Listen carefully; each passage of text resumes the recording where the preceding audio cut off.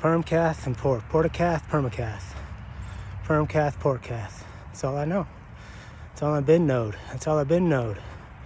Ever since like 2012, 2013. That's all I saw. That was what drew me in. Honestly, it was a Permacath, I believe, or maybe it was a Portacath. Or maybe they're kind of the same thing because they're very similar cases. Let's just say it was a Permcath. I think I saw someone install a Permcath and I was like, hey, I could do that.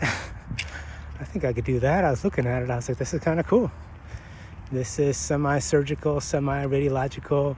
It's a short case, like, 20, 30 minutes, 10 minutes if you're in private practice. I was like, I could do this. And you know what? They gave me a chance. They gave me a chance to do it. I mean, I thank God. I thank Ferretti.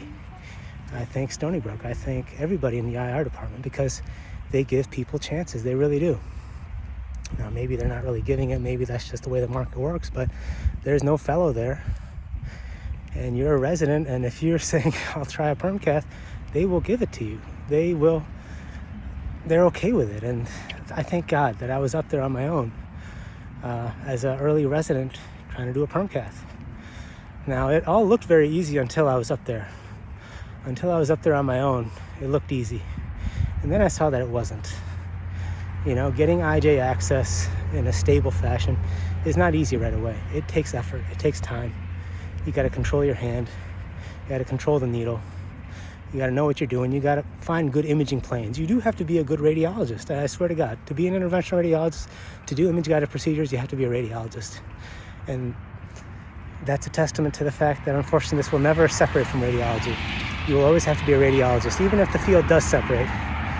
During that period in time when you're getting good images, you have to be a radiologist. Because a non-radiologist can't do it. A non-radiologist doesn't know how to take picture-perfect images of the body, And yeah, getting the IJ is pretty easy, but what if it's the liver, What if you're trying to image the liver? What if you're trying to image the portal vein?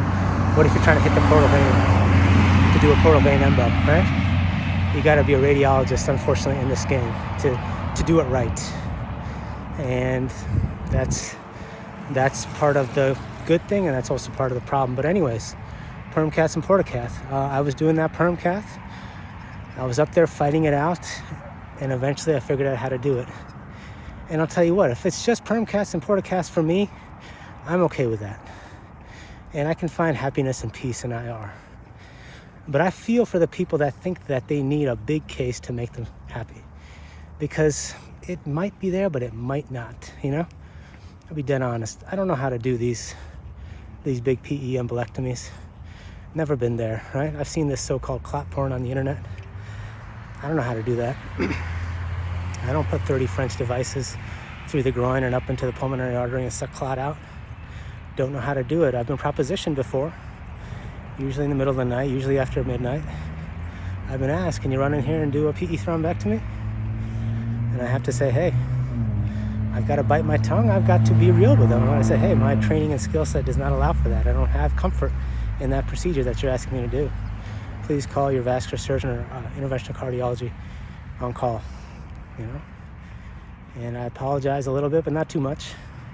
And hang up the phone and go back to sleep. I'm okay with perms and ports and other little stuff, but it really comes down to you. It's not about me. I'm already here.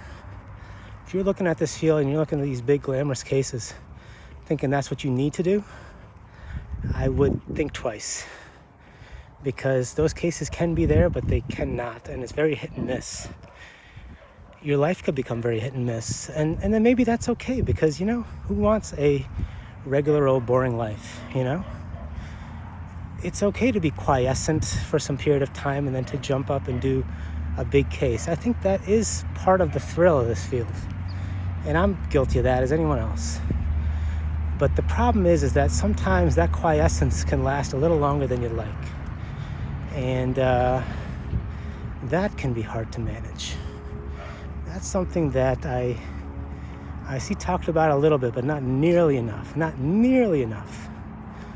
Again, perms and ports. For me, there's no better day than 6 Permcaths in a row. And I've done that. Queen of the Valley Hospital. I've done that with these guys, and they know it. And I'm okay with that, and that's why I can do this job. Question for you is, can you do the job they're asking you to do? It's Rogue RMD.